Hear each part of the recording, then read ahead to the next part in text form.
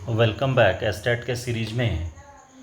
आज के वीडियो में हम लोग देखेंगे रजिस्टर्स के बारे में। रजिस्टर्स जैसा कि फ्लिप फ्लॉप आप लोग को मैं बताया, या पिछली वीडियो मेरी आप देख सकते हैं फ्लिप फ्लॉप के बारे में। तो जनरली फ्लिप फ्लॉप का यूज क्या है?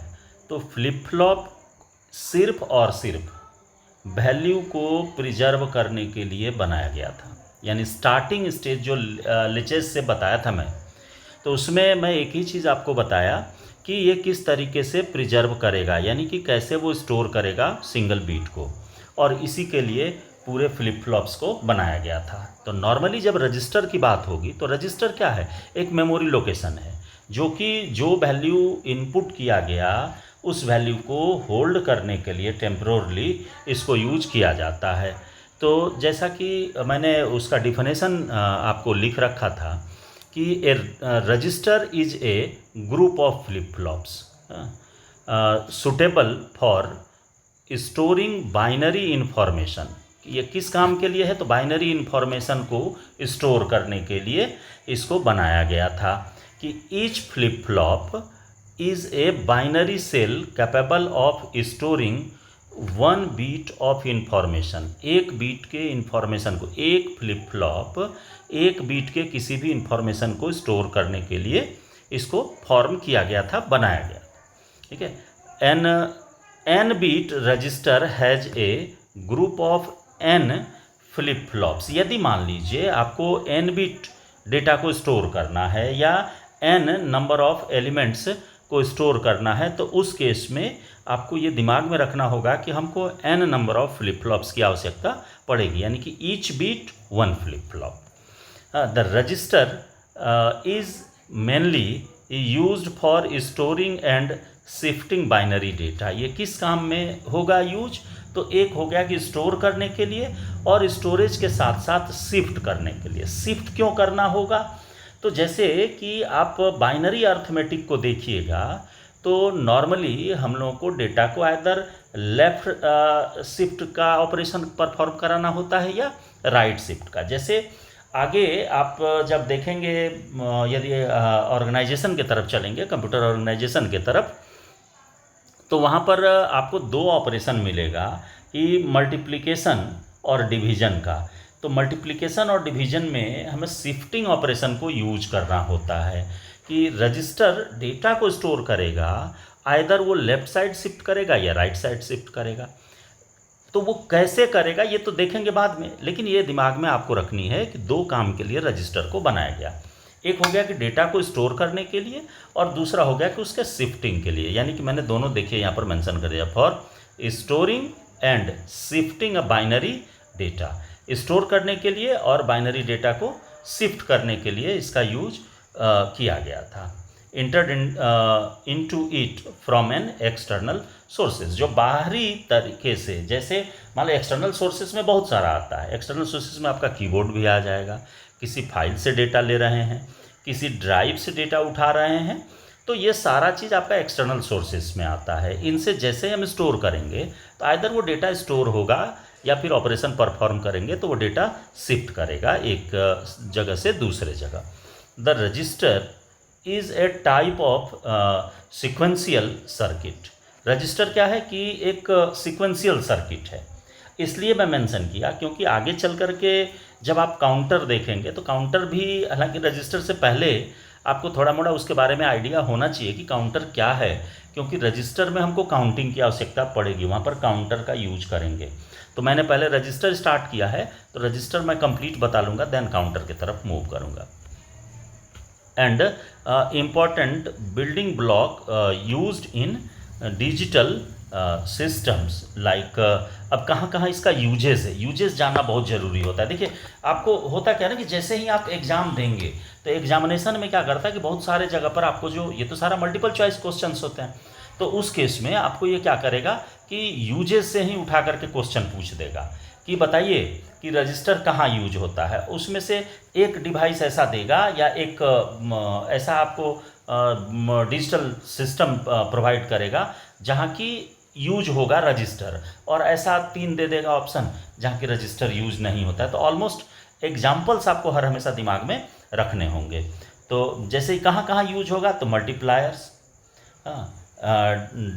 डिविजर मैंने डिवाइड करने के लिए उस केस में यूज होगा, डिवाइडर्स में। फिर आपको जो मेमोरी स्टोर करने के लिए हम यूज करेंगे तो मेमोरी में यूज होगा, और इसके साथ ही साथ माइक्रो प्रोसेसर के साथ यूज होगा। तो देखो यहाँ पर 2-3 चीज़ें आप याद रखिए कि जब मल्टीप्लाई करेंगे, तो अभी हमने जस्ट आपको बताया था कि मल्टीप्लाई करने और डिवीजन के केस में हम लोग शिफ्टिंग के ऑपरेशन को यूज करते हैं। एक्चुअली कंप्यूटर उसके लिए बूथ एल्गोरिदम को यूज करता है।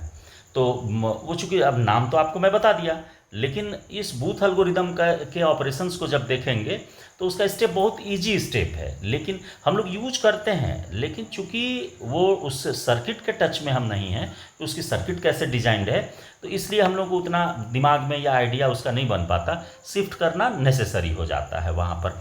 तो एक तो हो गया कि मल्टीप्लायर बनेगा तो उसमें यूज होगा, डिविजर्स डिवाइडेड के लिए डिवाइडर्स जो बनाएंगे तो वहाँ यूज होगा, मेमोरी में तो यूज होगा ही होगा। मेमोरी में यूज होने का मतलब हो गया कि जैसे कौन सी मेमोरी, जो कि आपकी डिजिटल सर्किट की मेमोरी, यदि सिंपली हम यदि बात करें तो जैसे आपका चिप है ना, ऑर्गेनाइज करने यानी कि रोम का जो ऑर्गेनाइजेशन जहाँ से होता है, तो वो मेमोरी की बात हो गई यहाँ पर।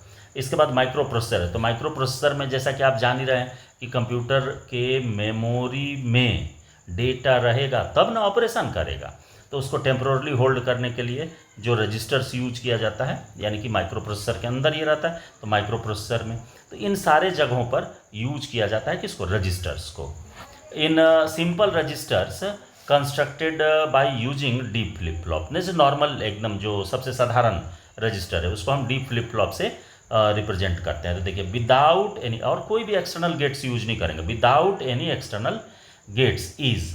अब कैसा होगा, तो देखिए मैंने उसका सारा डायग्राम बनाया, ये इसमें बहुत टाइम लग जाता है सारे को सोचना, छोटा लिखना, डायग्राम बनाना, तो इसमें थोड़ा समय लग जाता है। तो इसमें देखिए मैंने एकदम सिंपल सा एक फिगर लेकर के चला। देखिए ये जितना भी है ना, ये डी फ्लिप फ्लॉप है, 1 2 3 और ये 4 अलग अलग डी फ्लिप फ्लॉप मैंने यूज किया। उसमें ये जो instruction I1 I2 I3 I4 जो ये ऊपर देख रहे हैं, ये क्या है, ये हमने वैल्यू इनपुट करने के लिए डाला कि डी में जाएगा। अब देखिए ये सारा जो आपका फ्लिप फ्लॉप है, ये सारा कनेक्टेड है किससे, इस क्लॉक पल्स से। तो क्लॉक पल्स सबका क्या कॉमन है, यहाँ सिर्फ सर्किट को ध्यान में दीजिएगा, बात समझ में आएगी कि यहाँ पर जैसे ही हम इसमें वैल्यू देंगे I1 से I2 से I3 से I4 से, तो ये इस फ्लिप फ्लॉप के अंदर आएगा कैसे, तो फ्लिप फ्लॉप के अंदर आएगा तब, या ऑपरेशन इस पर परफॉर्म तब करेगा जब मेरा क्लॉक पल्स एक्टिव होगा। तो क्लॉक पल्स एक्टिव होगा तो सेम टाइम में, यानी एक ही क्लॉक पल्स है, सेंट्रल क्लॉक पल्स यहाँ पर ये काम कर गया इस सर्किट के लिए कि एक ही क्लॉक पल्स को आपका ये पहला वाला यूज कर रहा है, दूसरा, तीसरा, चौथा, ये चारों का चारों देखिए सेम ही क्लॉक पल्स यूज कर रहा है ना, ये चारों में सेम ही क्लॉक पल्स जा रहा है। अब देखिए तो जैसे ही क्लॉक पल्स ऑन होगा तो जैसा वैल्यू इनपुट किया रहेगा उसका आपको आउटपुट के रूप में देखो Q का यहाँ हमने बाहर इसको निकाल दिया है कि जैसा इनपुट होगा वैसे तरह का स्टोर करने में इसको यूज करेंगे। तो सेट रीसेट आप जान ही रहे, डी फ्लिप फ्लॉप के बारे में अच्छे तरीके से आपको मैं बता दिया। तो वो क्या करेगा, वैल्यू को स्टोर करेगा, तो स्टोर करेगा तो देन फिर फाइनली फिर आउटपुट भी तो आएगा, तो आउटपुट आएगा तो यही Q1, इसका आउटपुट Q2, इसका Q3, इसका Q4। तो और इनपुट के लिए हमने दे दिया कि I1 I2 I3 I4। तो इस तरीके से आपका ऑपरेशन चलेगा। तो ये सिंपल हम आपको बताएं, इसमें कहीं कोई मेरा कोई एक्स्ट्रा लॉजिक नहीं है, बेसिक वाले को उठा करके उसी के साथ इम्प्लीमेंट किया। तो ये कितने बीट का हुआ आप काउंट कर लीजिए, 1 बीट, 2 बीट, 3 बीट और 4 बीट। तो नीचे मैंने लिख दिया वही चीज़ कि 4 बीट रजिस्टर है ये, है ना, ये 4 बीट रजिस्टर है। अब देखिए कि रजिस्टर ये जो अभी आपको जो ये डिजाइनिंग यहाँ से यहाँ तक आप देख रहे हैं, इस डिजाइनिंग के बारे में सिर्फ मैंने थोड़ा सा लिखा है कि the register has a common clock pulse input. आपको मैंने बताया है कि क्लॉक पल्स जो है वो क्या है कि कॉमन है, एक ही क्लॉक है जो कि एक्टिव होता है तो सारा एक्टिव हो जा रहा है। This clock pulse input enable all the flip flops so that the information available at 4 inputs I1 I2 I3 and I4 4, आपको मैंने बताया है, यहाँ ऊपर देख लीजिए 4 इनपुट का स्लॉट है जिसके थ्रू डेटा इनपुट आप करते हैं, ठीक है। Can be transferred into the किस 4 बिट रजिस्टर्स, ये ट्रांसफर हो रहा है किसके थ्रू, 4 बिट रजिस्टर्स के साथ। The 4 outputs can be read to obtain the information presently stored in the register, कि और कौन कौन सा है, तो Q1, Q2, Q3 और Q4, ये 4 आपका अलग अलग इन्फॉर्मेशन को स्टोर कर रहा है। जो इन्फॉर्मेशन वहाँ स्टोर्ड है उसको आउटपुट के रूप में लेने के लिए आपका बना हुआ है। अब देखिए, अब आगे चलते हैं कि जैसे ये तो ठीक है कि रजिस्टर है, रजिस्टर का एक सिंपल सा डायग्राम भी आप समझ गए कि रजिस्टर ऐसा होता है। अब देखिए यहाँ पर अब बात आएगी कि आखिर जो रजिस्टर्स है तो अलग अलग टेक्निक्स है उसकी, तो हम लोग नॉर्मली यदि चलेंगे कि शिफ्ट के तरफ, शिफ्ट पर बात शुरू किए हैं तो शिफ्ट के तरफ लेकर के चलेंगे। देखिए शिफ्ट रजिस्टर जो है, तो शिफ्ट रजिस्टर भी आगे चल करके 2 तरह का हो जाता है, तो खैर उस पर आएंगे, लेकिन उसके पहले शिफ्टिंग क्या है पहले इसको बात को समझिए कि आप नॉर्मली जब बाइनरी बीट को शिफ्ट करते हैं तो लेफ्ट साइड यदि शिफ्ट करते हैं तो बाइनरी बीट बढ़ता है, यानी कि नंबर जो है वो बढ़ जाता है, और जब हम उसी को राइट शिफ्ट करते हैं तो नंबर घटता है। तो ये सारा कुछ कैसे होता है, कैसे उसको रिप्रेजेंट करता है मेमोरी में, तो वो सारा कुछ शिफ्ट रजिस्टर के थ्रू यानी कि शिफ्टिंग के थ्रू सारा ऑपरेशन परफॉर्म करता है। ये register that is use to store binary information is known as memory register, यानी कि जो बाइनरी इंफॉर्मेशन को या बाइनरी इंफॉर्मेशन को स्टोर करने का काम करेगा उसको क्या कहेंगे, मेमोरी रजिस्टर कहेंगे। तो मेमोरी रजिस्टर दैट मीन्स कि ये डेटा को क्या करेगा, कंटेन करेगा, स्टोर करेगा, अपने मेमोरी में रखेगा। A register capable of shifting binary information either to right or to the left is called the shift registers. अभी तो जस्ट मैंने आपको बताया कि वो रजिस्टर जो डेटा को आइदर लेफ्ट साइड शिफ्ट करेगा या राइट साइड शिफ्ट करेगा तो उसको हम क्या कहेंगे, शिफ्ट रजिस्टर कहेंगे। कि in a shift register the flip-flop are connected in such a way that the bits of a binary number are entered into the shift register, shifted from one position to another and finally shifted out। यानी एक जो flip flop है उस एक flip flop से दूसरे flip flop को shift होगा, यानी कि डेटा एक से जो आउटपुट होगा वो अगले में इनपुट के तौर पर हम यूज करेंगे। तो अब बात आती है कि ठीक है ये तो समझ में बात आ गई कि शिफ्ट करेगा, तो शिफ्टिंग भी 2 तरह का होता है। डेटा की जो शिफ्टिंग होती है वो भी 2 तरह की होगी, कौन कौन, एक सीरियल शिफ्टिंग और एक होगा पैरेलल शिफ्टिंग। तो 2 तरह से आप इसको शिफ्ट कर सकते हैं। तो देखिए सीरियल शिफ्टिंग का मतलब क्या होगा कि एक का जो आउटपुट होगा वो दूसरे में इनपुट के रूप में काम करेगा। तो देखिए the serial shifting method shifts 1 bit at a time for each clock pulse in a serial fashion, beginning with either MSB or the LSB।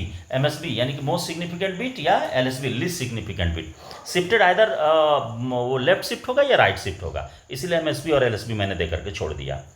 अब देखिए ये तो हो गया ना कि आइदर वो राइट साइड जाएगा या लेफ्ट साइड जाएगा, तो MSB होगा या LSB होगा, पलट जाएगा ना वो। आप तो नंबर जब लिखेंगे तो आपको सामने समझ में आएगा ही कि कौन सा कहाँ से शिफ्ट कर रहा। अब इसके बाद मैंने पैरेलल की भी बात किया, तो इसका डिस्क्रिप्शन तो मैं बाद में दूंगा सारे का कि एक एक करके एग्जांपल्स, लेकिन पहले आप देखिए थे in parallel shifting operation all the data gate shifted simultaneously during the single clock pulse, यानी एक बार ही सारा शिफ्ट कर जाएगा। जैसे सीरियल शिफ्टिंग में क्या था कि एक का जो आउटपुट है वो दूसरे में इनपुट के तौर पर यूज हुआ था, लेकिन ये पैरेलल शिफ्टिंग में ये बात नहीं होगी। पैरेलल शिफ्टिंग में क्या होगा कि डेटा ट्रांसफर होगा एक बार में, एक क्लॉक पल्स यदि एक्टिव हुआ तो सारा डेटा शिफ्ट कर गया, यानी कि वो एक से दूसरे के अंदर नहीं जा रहा, सीधा निकल जा रहा बाहर, ठीक है। तो अब है कि simultaneous during a single clock pulse, hence the parallel shifting method is much faster than serial shifting method. ये याद रखना है आपको कि फास्टर कौन सा होगा, सीरियल शिफ्टिंग होगा या पैरेलल शिफ्टिंग होगा। तो देखिए सीधी सी बात है कि सीरियली यदि एक के बाद दूसरा आदमी, दूसरे के बाद तीसरा आदमी खड़ा है, तो कोई सामान दीजिएगा, तो पहला जिस स्पीड से लिया और दिया, अब उसके बाद दूसरा किस स्पीड से उस सामान को लेता है और फिर देता है। एक हो गया कि डायरेक्ट उस आदमी को दे देना, तो दोनों में अंतर हो जाएगा, क्योंकि यहाँ पर क्या होगा 1/1, यानी कि मल्टीपल क्लॉक पल्स लगेंगे। किसी भी डेटा को एक फ्लिप फ्लॉप से दूसरे फ्लिप फ्लॉप तक पहुँचाने में मल्टीपल क्लॉक पल्स लगेगा, जबकि पैरेलल वाले में वो जल्दी चला जाएगा, सीधा निकल जाएगा। तो इसलिए पैरेलल वाला ज़्यादा फास्टर होगा किसकी अपेक्षा, सीरियल की अपेक्षा। Shift registers are classified into the following 4 types, 4 तरीके से इसको क्लासिफाई किया। किसको, शिफ्टिंग को सिर्फ, हाँ, कि जो कि बाइनरी इन्फॉर्मेशन को क्या करता है कि एक जगह से दूसरे जगह शिफ्ट करता है। देखिए पहला उसमें कि सीरियल इन सीरियल आउट, माने सीरियली ही आएगा डेटा। एगो डेटा आया जैसे 1001 है, तो पहले आएगा 0, फिर आएगा 1, तो एक एक करके ये शिफ्ट करेगा। जब पहला वाला डेटा दूसरे में चला जाएगा तो पहला वाले में उसका दूसरा डेटा आएगा। वो मैं फिगर जब क्लियर करूँगा तो ये आपको समझाते चलूँगा।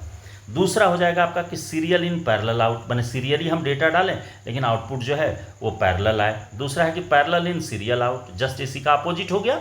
और इसके बाद है कि पैरेलल इन पैरेलल आउट, माने हम पैरेलली इनपुट करेंगे और पैरेलली आउटपुट होगा। तो ये 4 टाइप आपको समझना पड़ेगा यदि आप रजिस्टर को समझना चाहते हैं या शिफ्ट रजिस्टर को समझना चाहते हैं। तो इस सारे में ये दिमाग में रखना है आपको कि फ्लिप फ्लॉप ही यूज होगा, कि डेटा को स्टोर करने की कैपेबिलिटी फ्लिप फ्लॉप के पास ही है। तो आइदर जब तक इसमें वोल्ट देंगे तब तक वो डेटा को प्रिजर्व रखेगा, और वोल्ट जैसे ही ख़त्म करेंगे यानी कि power is of, data is lost, तो उस केस में जब तक पावर रहेगा तब तक तो डेटा को ये स्टोर कर सकता है। तो यही चीज़ रजिस्टर करता है कि जो चीज़ एक बार आप डालें वो मेमोरी में तब तक बनाए रखता है जब तक आप उसको हटा नहीं देते हैं या सिस्टम को बंद नहीं कर देते हैं। तो इसके बारे में हम लोग को लेकर के चलना होगा। ये 4 टाइप जो है इसको जब समझेंगे देन और भी रजिस्टर्स के अलग अलग टाइप्स आएंगे, उसके बारे में भी बताऊंगा। लेकिन सबसे पहले शिफ्टिंग के बारे में जानना ज़रूरी है और इसको आपको जानना पड़ेगा। ये यदि समझ गए तो आपका रजिस्टर्स जो है ये आसान हो जाएगा। तो ये वीडियो लंबी हो जाएगी, इसलिए मैंने इतना ही इसमें आज बना करके रखा कि ये चीज़ आपको समझाना ज़रूरी है। और देखिए इसमें ये भारी नहीं है, बहुत ज़्यादा भास्ट नहीं है, हाँ, बशर्ते आपको समझने की कैपेबिलिटी कितनी है और समझाने वाला क्या आपको समझा सकता है। ऐसी बात नहीं है कि मैं बहुत अच्छा समझा सकता हूँ, मेरा ये प्रयास है कि आप समझ जाइए। हाँ, अब है कि आप मेरे अनुसार यदि समझना चाहेंगे तो ज़रूर मेरी बात समझ में आपको आएगी। तो मिलते हैं अगली वीडियो में।